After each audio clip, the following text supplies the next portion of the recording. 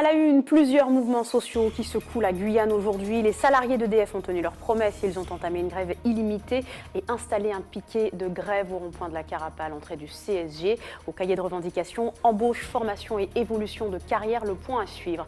Les transporteurs également mobilisés au port de Dégradé-Cannes depuis ce matin. L'UGTR reproche à la direction d'Eiffage Construction de ne pas respecter ses engagements quant à la participation des transporteurs locaux dans le chantier d'Ariane 6. Ils empêchent toute livraison depuis ce matin.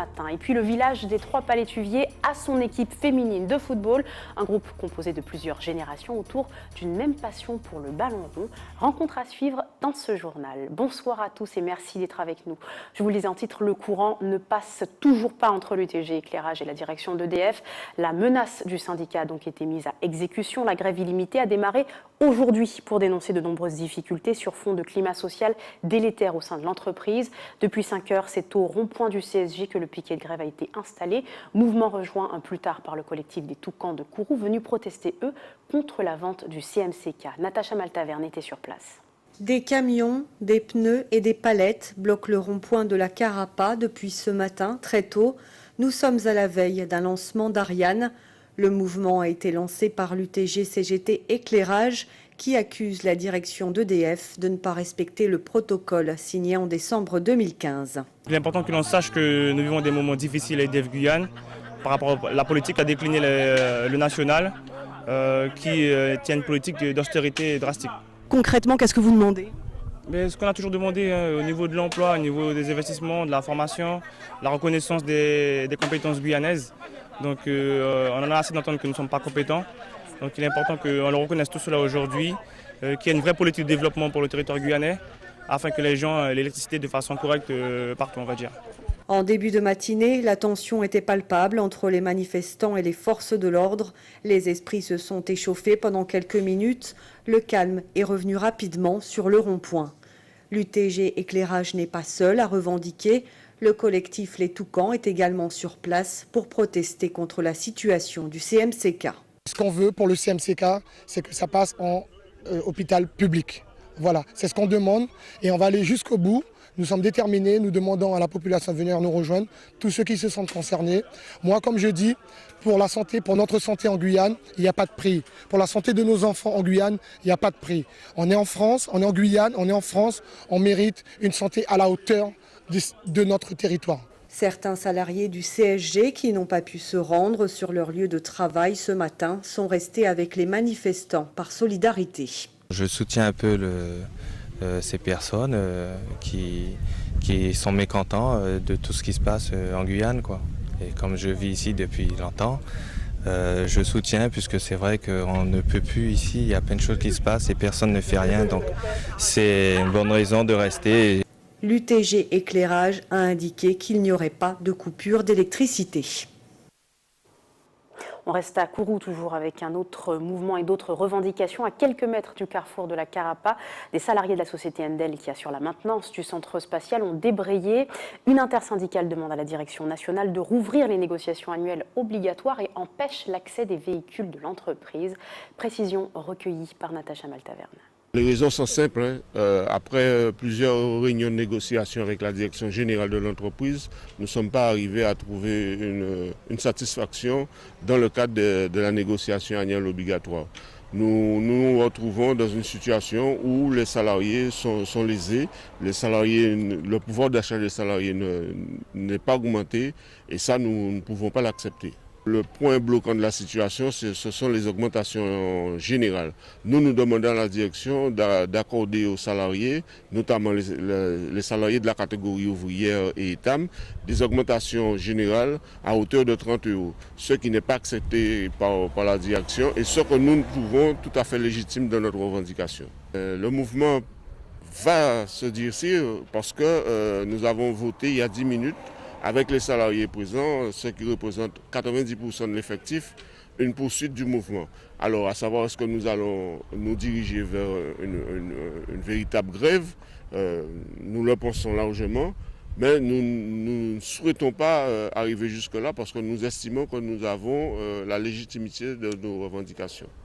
Un mouvement qui pèse sur le centre spatial qui a dû reporter le lancement Ariane 5 initialement prévu à 17h31 demain.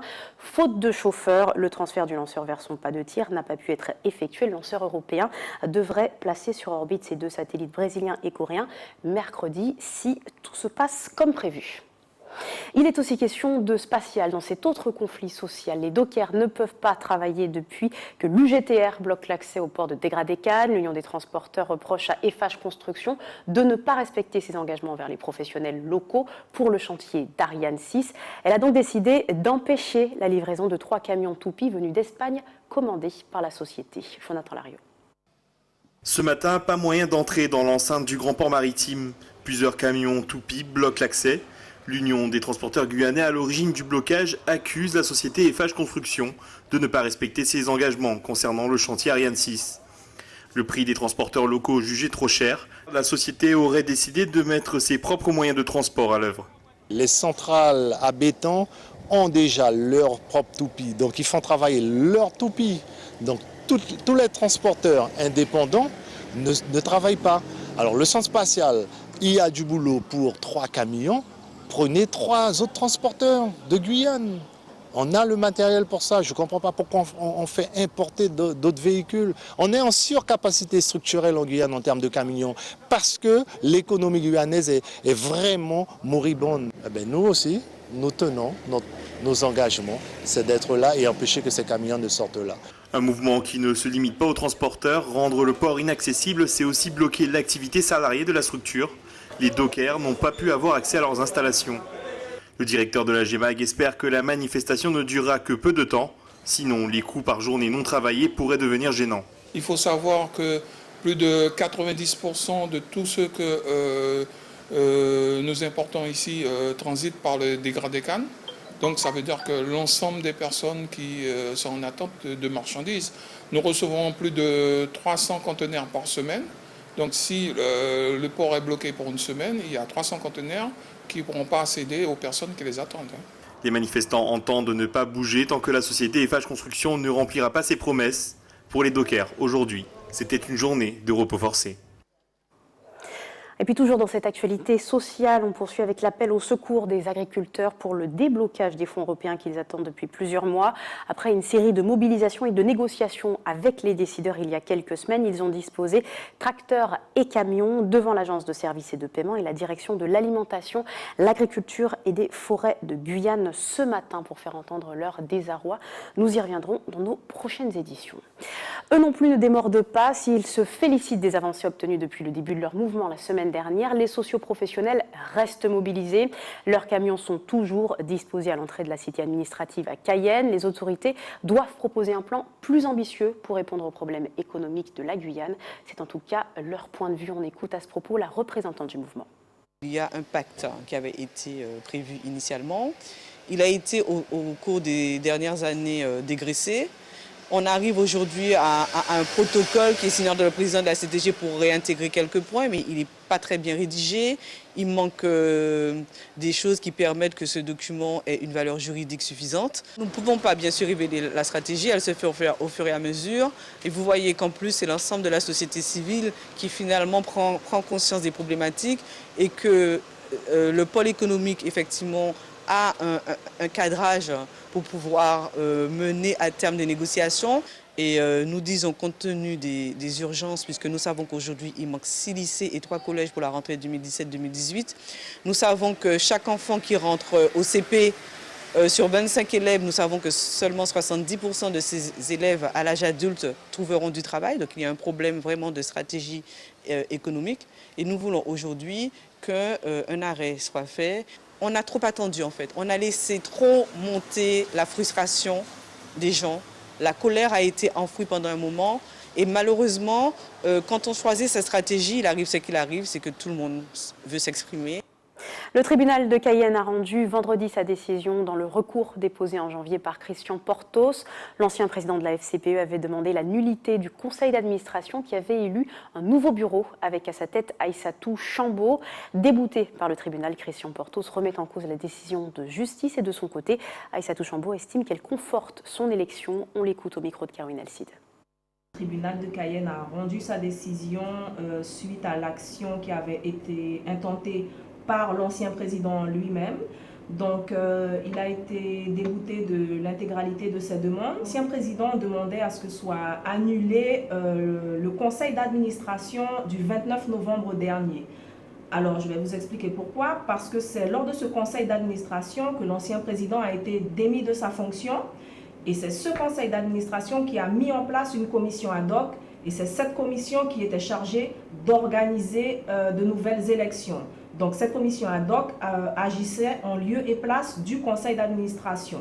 Et cette commission a été reconnue par le tribunal. Cette décision qui a reconnu cette commission ad hoc et donc la légitimité de notre Assemblée générale du 14 décembre qui a conduit à mon élection. C'est une relation de cause à effet. Le tribunal conforte ma légitimité en tant que présidente de la FCPE Guyane. On a un certain nombre de dossiers sur le feu. Au niveau du rectorat, il y en a deux auxquels nous allons nous atteler en urgence, on va dire. Alors, c'est la préparation de la rentrée 2017-2018. Quand on sait que la rentrée se prépare entre janvier et mars, nous sommes déjà le 20 mars. On est presque hors délai. Deuxième dossier auquel nous souhaitons nous atteler vivement, c'est la situation de Camopi. Quand on sait dans quelle situation se trouvent les élèves et les parents d'élèves de cette commune, je pense qu'il faut vraiment qu'on mette l'accent dessus et que les autorités, le rectorat, l'État prennent réellement la mesure des choses. Tout autre chose à présent, c'était une proposition de Lionel Jospin en 2002, reprise par le président François Hollande.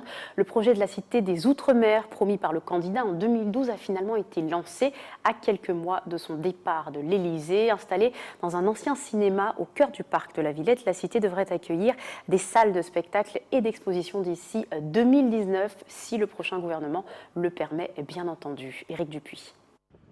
C'est ici, entre deux canaux parisiens, que doit voir le jour la Cité des Outre-mer, un espace dédié à la culture ultramarine, au cœur du parc de la Villette. S'inscrire ici, c'est apporter évidemment des trésors en plus, mais c'est aussi être au milieu de cette effervescence culturelle et des 9 millions, presque même 10 millions de personnes qui fréquentent le parc chaque année. Et François Hollande lui-même est venu lancer ce projet récupéré dans les archives de campagne de Lionel Jospin en 2002 et promis en 2012 par le candidat Hollande. Le lancement intervient à une semaine de la réserve républicaine obligatoire en période d'élection. Ce sera une cité dans la cité et je pense que là aussi il ne s'agit pas d'intégration, il s'agit au contraire de mise en valeur de tout ce que nous représentons dans notre diversité. Autour du président, une poignée d'invités et des politiques, tous de gauche, car la droite qui détient la collectivité régionale ne croit pas en ce projet construit à la va-vite, selon elle, en fin de mandature. Mais la ministre assure que tout est sécurisé. Le décret de création de l'EPIC, de cet établissement public, est au Conseil d'État aujourd'hui même. Ensuite, parce que la propriété du cinéma a été transférée au ministère des Outre-mer, et nous allons après transférer à l'EPIC. Donc, juridiquement, budgétairement, c'est sécurisé. Reste à lancer les travaux de rénovation des 1600 m² du bâtiment. Ce sera au prochain gouvernement de les mener avec une enveloppe de 10 millions d'euros à confirmer. En l'état, la Cité des Outre-mer devrait ouvrir en 2019. Nous prenons la direction de la Martinique où la Foire Expo ouvrait ses portes mercredi dernier au stade de Dillon. Pour cette 27e édition, 250 exposants y étaient installés jusqu'à hier. Un rendez-vous toujours aussi apprécié des visiteurs. Guillaume Bacoul nous dit pourquoi. 10 000 m², 350 stands et 40 000 visiteurs annuels. Bienvenue à la Foire Expo, entre produits artisanaux, animation et bonimenteurs. Regardez bien ce qui va se passer sur la table. La table va se mettre à gonfler. Et dites-vous que sur un ballon, vous pouvez tourner votre fer dans tous les sens, il n'est plus possible de faire de faux plis. Tous les Martiniquais connaissent le balai magique. Je vous le fais à 20 € un balai et la deuxième, je vous le fais à 5 €, messieurs dames. Venez profiter, je vous fais un déstockage massif. Une ambiance qui a forgé le succès populaire de la manifestation. Ce qui fait le succès d'une Foire Expo, c'est le partage, la convivialité, l'échange en fait. Ambiance surtout, je pense à mon avis, pour les nouveautés, au niveau de l'énergie renouvelable, etc., bon, il y a des nouveautés, ça a changé effectivement sur ce domaine-là. Il y a eu des progrès. Et puis il y a les stands traditionnels qu'on trouve chaque année, qui sont toujours attractifs. Par rapport à la foire de Paris, par exemple, c'est notre foire nationale, quoi, hein, enfin, au sens patriotique et économique du terme. Je trouve que la foire Expo permet aux Martiniquais de se rencontrer enfin. Parce qu'on est toujours sur les routes, au travail, à droite, à gauche, et on ne se voit pas. Et là, la foire Expo permet cette ambiance qui nous manque de plus en plus, d'être ensemble, un peu de musique, parler, s'écouter. La Foire Expo a aussi su se pérenniser grâce à ses nombreux exposants. 200 entreprises étaient encore représentées cette année, attirées par des retombées économiques substantielles, mais pas seulement. C'est énorme comme visibilité. On fait le salon de l'habitat et la Foire Expo qui nous assure la clientèle pour l'année, quoi.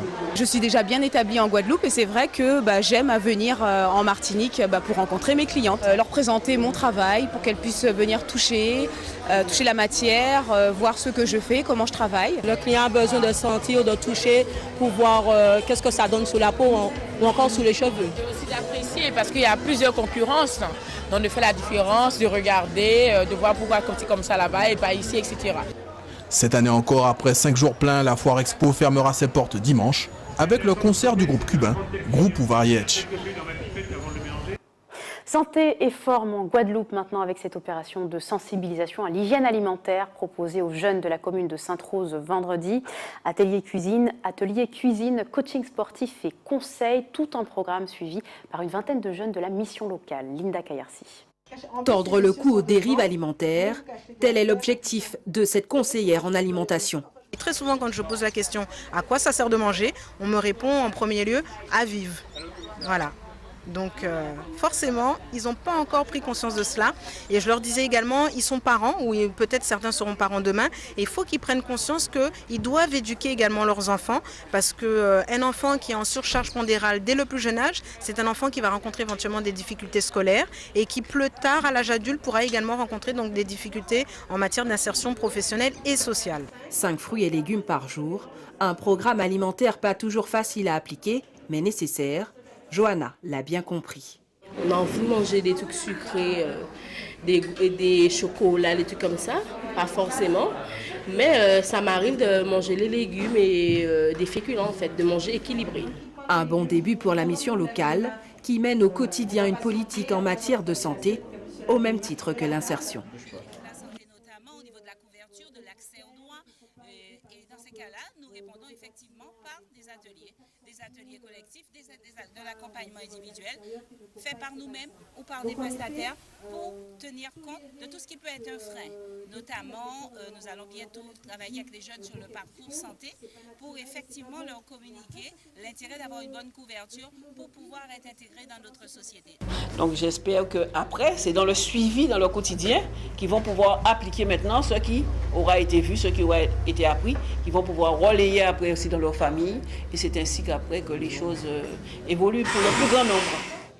Reste maintenant pour ces jeunes à faire de leur santé et bien-être un gage de réussite dans leur insertion professionnelle.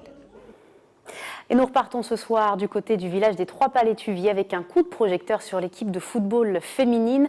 Le groupe de jeunes femmes se compose de joueuses animatrices âgées de 13 à 35 ans, pieds nus sur l'unique terrain du village. Elles n'ont que faire des moqueries de la gente masculine et gardent les yeux rivés sur le jeu. Voyez plutôt ce reportage signé Ayodele Germa.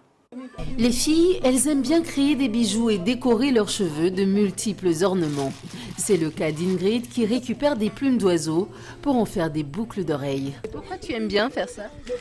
Parce que je suis même jeune. Mais ces jeunes femmes sont aussi des footballeuses intrépides. Sur l'unique terrain du village, elles ont obtenu 2 heures de temps d'utilisation dans l'après-midi. Priscilla Martin est l'une des leaders du groupe. Elle défend aussi bien les filets que ses convictions. Il n'y a pas que les garçons qui peuvent m'occuper de jouer au foot, il y a les filles. Est-ce qu'il vous arrive de jouer avec les garçons? Oui, mais pas beaucoup, parce que les garçons sont plus forts que nous. Pieds nus, sans oublier leur féminité, ces Amazones du ballon rond ne sont pas aussi bien équipées que leurs homologues masculins. Mais elles s'en foutent. L'essentiel, c'est le sport. Ça m'amuse, on peut faire du sport. On m'entraîne à faire du sport. Il y a des gens de Saint-Georges, du côté Brésil qui viennent ici. Ils jouent. Quand il y a des gens qui viennent passer des vacances ici, à Pointe-tu-Viens, ils jouent. On joue tout le temps. Quand on est en vacances, mais comme mes amis sont là, ma tante, tout ça, ils jouent, ils s'entraînent. Mieux équipés ou non, les garçons attendront tout de même la fin du match pour jouer le leur.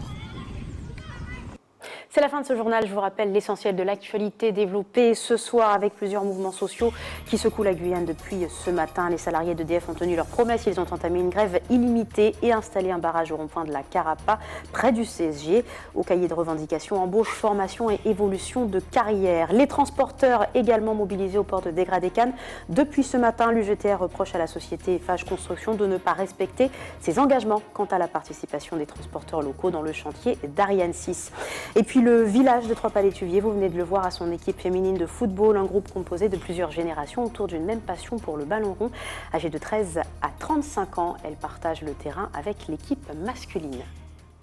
Merci de nous avoir suivis. Ne manquez pas l'information nationale et internationale avec le journal de TF1. Ce sera juste après votre météo. Très bonne soirée à vous. Rendez-vous demain.